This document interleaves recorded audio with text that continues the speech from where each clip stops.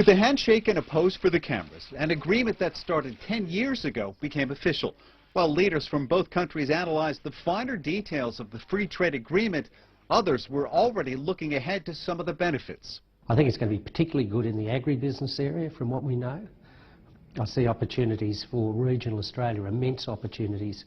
The phasing out of tariffs will mean a big boost to Aussie farmers, especially milk producers, who've already been ramping up facilities and production for China's market. China is Australia's biggest trade partner, which accounts for 1/3 of all exports, worth more than $123 billion.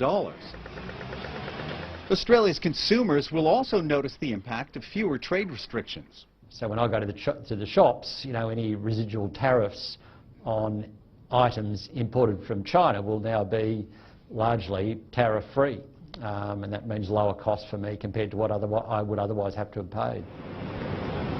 Tourism and education are expected to see a boost in numbers of Chinese tourists and students thanks to a more relaxed visa process. The Australian government says the deal will help to pump billions of dollars into the Aussie economy and create jobs. Australia as a nation gets something else out of all this, and that's recognition. When you consider the free trade agreements it's already signed with South Korea and Japan, the latest one further cements its position as an increasingly important player in Asia's economy. China also gets something in return, including increased access to Australian services. Australia has a world-class system for aged care, for looking after older and vulnerable Australians.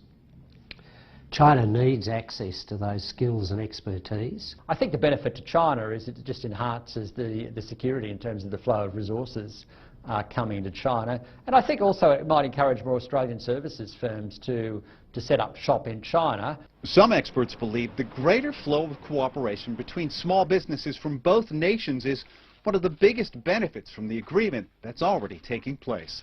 Greg Navarro, CCTV, Sydney.